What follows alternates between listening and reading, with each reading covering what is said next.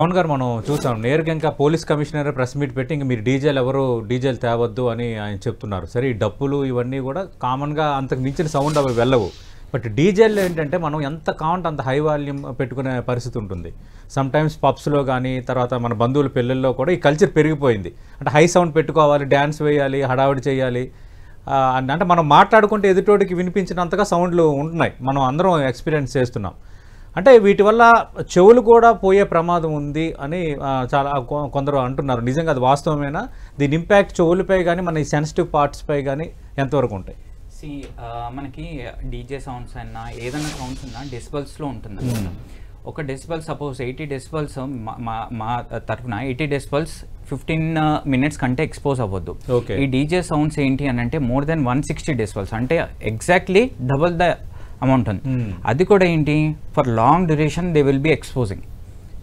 అది ఇమ్మీడియట్ కొందరికి ఎఫెక్ట్ చూపిస్తుంది, కొందరికి ఏంటంటే 2-3 daysలో చూపిస్తుంది, కొందరికి ఇంకా డేస్ కూడా పడుతుంది. కొందరు ఏంటంటే ఇమ్మీడియట్ ట్రీట్మెంట్కి వచ్చేస్తారు.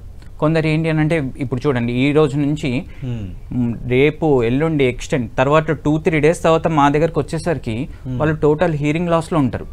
విత్ ఇన్ మాకేంటంటే కొన్ని ప్రివెంటివ్ మెజర్స్తో పాటు కొన్ని ఇమీడియట్ ట్రీట్మెంట్స్ ఉంటాయి అనమాట. ఏమన్నా ఇమీడియట్ ట్రీట్మెంట్స్ ఇస్తే at least we can bring the hearing loss back to at least 50%. వాళ్ళు 48 to 72 hours దాటేసినాక రావడం వలన వాట్ ఎవర్ ద న్యూరాన్స్ అంటే సెల్స్ టోటల్ డీజనరేట్ అయిపోతుంది. దానికి రీజనరేషన్ కెపాసిటీ కూడా టైం ఇవ్వట్లేదు మనం. సో వీళ్ళు ఏం చేస్తారు, వెళ్ళి ఒక 2-3 మెడికల్ షాప్స్కి వెళ్ళేసి కొన్ని డ్రాప్స్ వేసుకొని ఏదన్నా వస్తుందేమో అని ట్రై చేసి ఆల్రెడీ మెడికల్ మేనేజ్మెంట్ తీసుకున్నాక ఇంకొక కొందరైతే 12 days తర్వాత కూడా వస్తారు. 12 days, 14 days, 2 weeks, 1 month వస్తుందిలే ఏముంది కొంచెమే తక్కువ ఉంది. కానీ అది చూస్తే ప్రొఫండ్ హీరింగ్ లాస్ అంటే ప్రొఫండ్ హీరింగ్ లాస్ అంటే డెడ్ ఇయర్తో సమానం అనమాట. సో వాళ్ళకి ఏంటి అని అంటే ఇంకేం చేయలేం. హీరింగ్ ఎయిడ్ కూడా కొందరికి వర్క్ చేయదు, వాళ్ళంటే వాళ్ళు పనిచేయదు, మళ్ళీ కాక్లియర్ ఇంప్లాంట్ వరకు వెళ్ళాల్సి వస్తుంది. అంటే అంత ప్రమాదం చాలా సివియర్ ఉంటుంది. దీంతో పాటు ఇంకోటి ఏం గమనించానంటే రింగింగ్ సౌండ్స్ వస్తాయి అనమాట. ఒక్కసారి లౌడ్ నాయిసెస్కి వెళ్ళినప్పుడు అకౌస్టిక్ ట్రామా అవుతుంది. ట్రామా అయినప్పుడు హీరింగ్ లాస్తో పాటు రింగింగ్ సౌండ్ టినిటస్ అంటారు అనమాట. వాళ్ళు సైలెంట్లో కూర్చున్న ఏదున్నా షోలో కంటిన్యూస్ సౌండ్ వస్తుంది. దానివల్ల వాళ్ళ డైలీ లైఫ్ యాక్టివిటీస్ ప్రాబ్లమ్స్ అవుతుంది, ఈవెన్ స్లీప్ డిస్టర్బెన్స్ కూడా అవుతుంది. స్లీప్ మనకి ఏంటంటే పడుకున్నప్పుడు ప్రశాంతంగా ఉండాలి. చిన్న మస్కిటో సౌండ్ చేస్తేనే we cannot sleep. అలాంటి వాళ్ళకి నౌ ఇరిటేషన్ నౌ డ్యామేజ్ వలన కంటిన్యూస్ సౌండ్ ఉంటుంది, continuous throughout day. So sleep disturbance, stress, sir చెప్పినట్లు మళ్ళీ స్ట్రెస్, అది అంతా హార్ట్ మీద బ్రెయిన్ మీద ఎఫెక్ట్ చూస్తుంది. పవన్ గారు, prevention is better than cure. ఎప్పుడైనా కానీ ప్రివెన్షన్ అంటే ఇప్పుడు లౌడ్ నాయిసెస్కి వెళ్తున్నాం, మనకి ఏదో డ్యామేజ్ అవుతుంది, వాళ్ళకు కూడా తెలుసు, ఇంత డిస్పల్స్ హీరింగ్ లాస్ వింటున్నాం. మీరు అన్నట్టుగా డీహైడ్రేషన్, ఆల్కహాల్, సిగరెట్ ఏమి అలవాటు లేని వాళ్ళు కనీసం సౌండ్ ఎక్కువ రాకుండా ఏమైనా పెట్టుకోవడానికి కొంత స్కోప్ ఉంది. So multiple factors are involve for cause of death.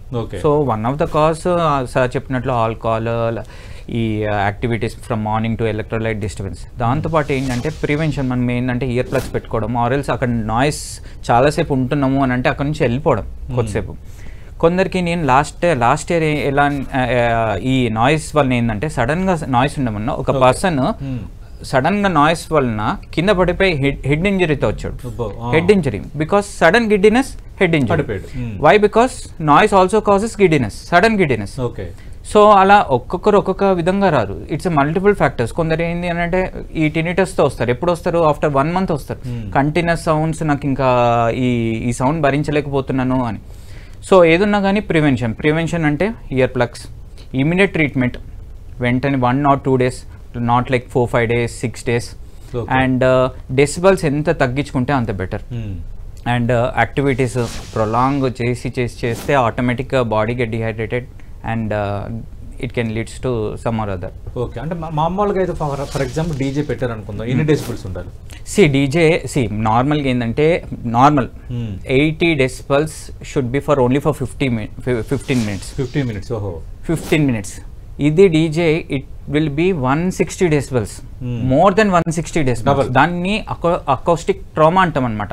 It is creating a trauma to our year, not only year, brain, everything. So ఆ స్టేజ్లో వీ కెనాట్ సే ఇది ఇంత డెసిబల్స్ మన బాడీ వైబ్రేట్ అవుతుంది అంటేనే we can expect that the decibels will be more. Only thing ఏంటంటే వాళ్ళు ఆ స్టేజ్లో ఎంత చెప్పినా వాళ్ళు వినరు. కంటిన్యూస్ ఎక్స్పోజర్ ప్లస్ అదే పక్కనే ఉంటుంది, continuous exposure prolong period 1 day or else కొందరు 6 hours 7 hours continuous exposure, continuous hitting to inner ఇయర్కి సౌండ్స్ వెళ్తూనే ఉంటాయి కంటిన్యూస్. ఎనీథింగ్ కంటిన్యూస్ ఒక సబ్స్టెన్స్కి హిట్ అవుతుందంటే automatic it will cause permanent loss. Yeah right. అంటే మరి అలాంటప్పుడు ఎలాంటి జాగ్రత్త తీసుకోవాలి? మామూలు సందర్భాల్లో డీజేలు వేరు, ఇక్కడ డీజే సౌండ్తో పాటు మీరు అన్నట్టుగా ఉదయం వేళ నుంచి దాన్ని డెకరేట్ చేసుకొని తర్వాత ప్రసాదాలు రెడీ చేసుకొని ఆ ఏర్పాట్లలో ఇంకా అంటే అదొక ఇదిగా ఉంటారు. అంటే అది భక్తి అని కొందరు అంటారు, కొందరు ధ్యాస అని అంటారు, లేదంటే ఒక 3 అంటారు. ఇట్లా ఉదయం నుంచి అంటే ఎండలో ఉండి. రెండోది ఈ ఎమర్షన్ సంబంధించిన క్వశ్చన్ స్టార్ట్ అయిన తర్వాత కంటిన్యూగా మీరు అన్నట్టుగా ఒక 10 గంటలు 12 గంటలు దాంతోపాటు కంటిన్యూ అవుతారు. తెల్లవారుజామున 2, 5, 6 వరకు కంటిన్యూ అవుతారు. ఇవన్నీ ఎలాగో ఉంటాయి కాబట్టి, అంటే వాళ్ళు ఎలాగో మెంటలీ ప్రిపేర్ అయ్యారు కాబట్టి ముందు ఎట్లా మానసికంగా కానీ ఆరోగ్యపరంగా కానీ ఎట్లా సిద్ధం అవ్వాలి? మనకి ఇప్పుడు సౌండ్ ప్రూఫ్ హియరింగ్ డివైసెస్ వచ్చాయి. So that it can reduce at least 50% decibels కొంచెం వెళ్ళకుండా ఉంటుంది. అది ప్రొలాంగ్ ఆ రోజు వెళ్తున్నాం మనం అని డిసైడ్ అయినప్పుడు we have to use it. అంటే ఈజీ మార్కెట్ లో దొరికిపోతున్నాయి. ఇయర్ ప్లగ్స్ అంటాం. Ear plugs. ఓకే.